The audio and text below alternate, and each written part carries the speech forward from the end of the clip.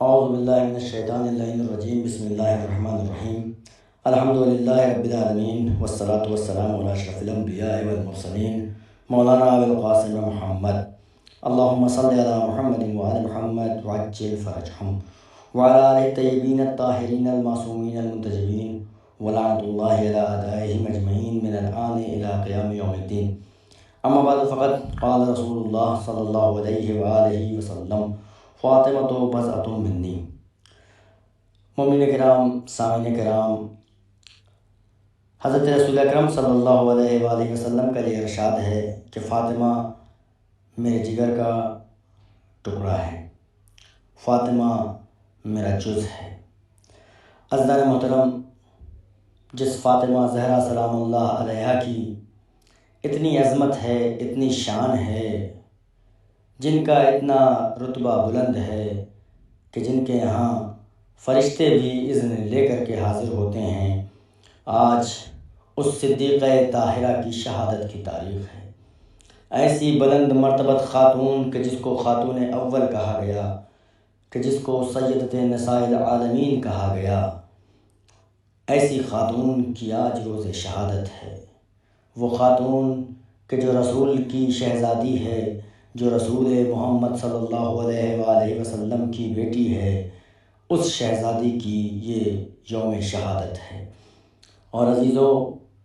اگر اس شہزادی کی شہادت کسی غیر کے ہاتھوں ہو جاتی، کسی ایسے کے ہاتھوں ہوتی کہ جس کا اسلام سے کوئی تعلق نہ ہوتا، جس کا مسلمان سے کوئی بھی طرح کا رشتہ نہ ہوتا، جو رسول کا کلمہ پڑھنے والا نہ ہوتا، تو ہم کو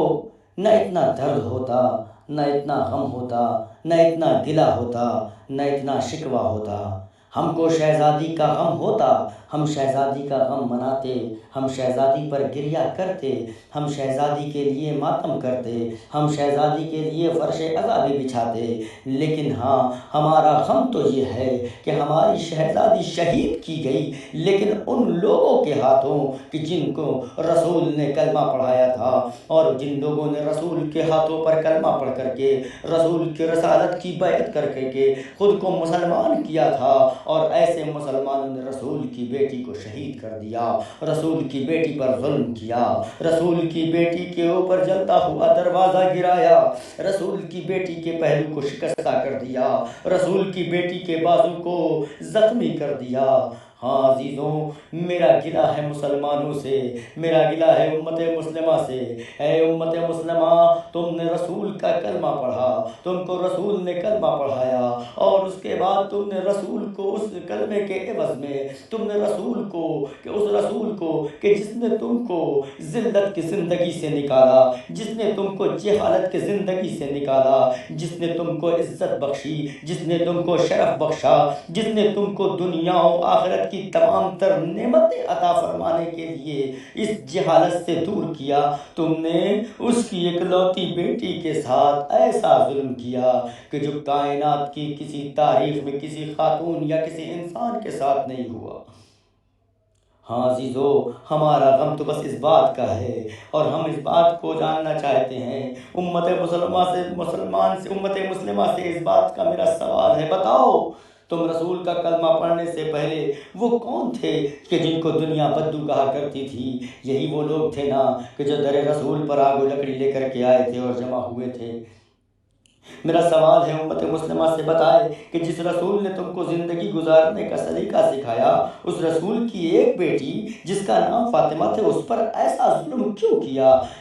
امت مسلمہ، ذرا غور کرو، ذرا فکر کرو۔ ہم پر اشکال کرتے ہو، ہم پر کہتے ہو کہ ہم فاطمہ کو کیوں روتے ہیں، ہم سے کہتے ہو کہ ہم فاطمہ پر گریہ کیوں کرتے ہیں، ہم سے کہتے ہو کہ ہم ایسا کیوں کرتے ہیں۔ ذرا خود عقل کے ناخون لو، اے مسلمانوں، ذرا کھڑے ہو کر کے اس بات کو غور کرو اور سوچو اور سمجھو اور فکر کرو کہ آخر ایسی نوبت آئی کیوں رسول کی بیٹی کے اوپر کہ جس کی وجہ سے رسول کی بیٹی کا یہ مرثیہ ہے۔ اے میرے بابا، آپ کے مرنے کے بعد مجھ پر وہ مظالم ڈھائے گئے جو اگر دن کی روشنی پہ پڑتے تو مثل شب سیاہ ہو جاتے۔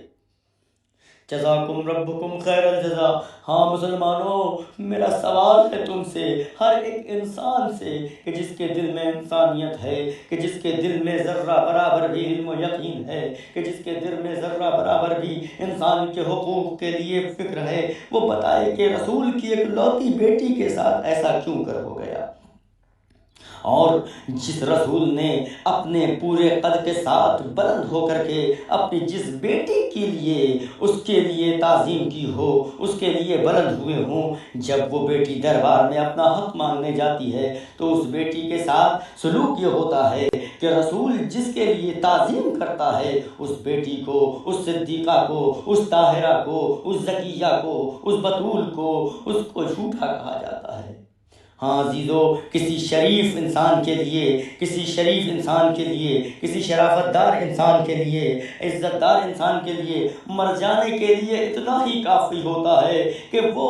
جس دربار میں اس کا بابا بادشاہ رہا ہو، جس دربار میں اس کا بابا سردار رہا ہو، جن لوگوں کے درمیان اس کا بابا قاضی رہا ہو، جن لوگوں کے درمیان اس کا بابا رسول رہا ہو، انہی لوگوں کے درمیان وہ بی بی اپنے بابا کا واسطہ دے کر کے اپنے حق کا تقاضا کرتی ہو اور اس بیوی کو جھٹلا دیا جاتا ہو۔ اور عجب، اللہ اکبر، اس کے بعد اس سے بڑا ظلم و ستم تو یہ ہوا کہ جب وہ بیوی اپنے بابا کے دربار سے اپنا حق پا کر کے جب واپس نہ ہو سکی، اب جب اس کو اپنا حق نہ ملا، تو اب اس کے بعد اسی بیوی کے اوپر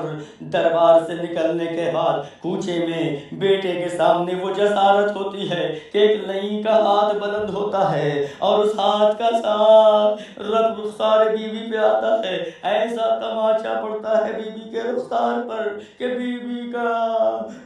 کے چہرے پر ان انگلیوں کے نشان ہو جاتے ہیں اور بیوی کا گوشوارہ کانوں سے جدا ہو جاتا ہے۔ جزاکم ربکم خیر الجزا۔ ہاں عزیزو، میرا امت مسلمہ سے سوال ہے، بتاؤ رسول کی اس اکلوتی بیٹی کے اوپر ایسا کون سا ظلم و ستم ہو گیا؟ رسول کی اس بیٹی کے اوپر ایسا کیوں ہوا کہ آج تک ہمیں اس کی قبر کا تو پتہ بھی نہیں ہے کہ ہم جا کر کے رسول کی اس بیٹی کی قبر پر گریہ وزاری کریں، اس بیٹی کو جا کر کے اس کی شہادت کا پرسہ دیں۔ ہاں مسلمانوں، غور کرو، فکر کرو کہ جس اسلام کو تم مانتے ہو، جس اسلام کا تم کلمہ پڑھتے ہو، جس نبی کا تم نے کلمہ پڑھا، جس نبی نے تمہیں تمام تر چیزیں مہیا فرمائی، دنیا و آخرت کے تمام تر نعمتیں تمہیں دی، آج اس نبی کی بیٹی کی قبر گمنام ہے۔ اے پروردگارا، تجھے واسطہ ہے، منتقم خون حسین سیدہ زہرا کے خون کے منتقم کو پردہ غیب سے جلد ہمارے لیے بھیج دے، اسے اذن ظہور عطا فرما اور ہم سب کو ان کے اصحاب میں شامل ہونے کی توفیق عطا فرما۔ اللہم عجل لولیک الفرج، اللہم لن قاتلی فاطمۃ الزہرا۔